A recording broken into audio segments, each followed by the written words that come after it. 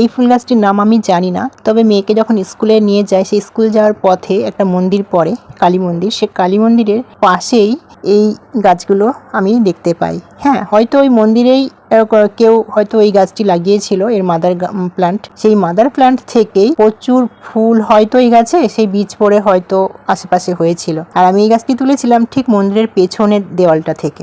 পায়ে সবাই হেঁটে যাচ্ছে, সাইকেলে চালিয়ে যাচ্ছে, এবং ওই পায়ের চাপেতে গাছটা কেমন কাত হয়ে পড়েছিল।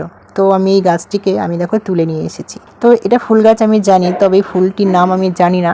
দেখো গাছটা নিয়ে এসে আমি এই মাটি রেডি করাই ছিল, এই টবের মধ্যে, ঝুলন্ত টব, তার মধ্যে আমি এই একটু মাটিটা ভেজা, যেহেতু বৃষ্টি পড়েছে, তাই এই মাটিটা খুঁড়ে আমি ওই মাটির মধ্যে গাছটা বসিয়ে দিলাম। তারপরে আমি এই গাছটা ছবি তুলে আমি সার্চ করে দেখলাম যে এটি হচ্ছে ফুল গাছ, সত্যি ফুল গাছ, কিন্তু ফুলের নাম আমি জানতাম না, তবে এখন জেনে গেছি।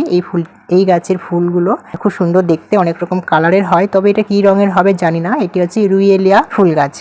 এই রুইয়েলিয়া ফুল গাছগুলো অনেকটা কেমন ঘাসের মতন দেখতে, আর এই টাইপের গাছ না আমি মানে বেশিরভাগ জঙ্গলে আগাছার মতন বেড়ে ওঠে অনেক এই টাইপেরই গাছ। আর এই টাইপের ফুলগুলো, মানে এই গাছে যে ফুলগুলো হয়, রুইয়েলিয়া ফুলগুলো, সে ফুলের মতনই সেম টু সেম কালারের, বেগুনি কালারের হয় দেখতে, অনেকটা এই রুইয়েলিয়া ফুলের মতনই।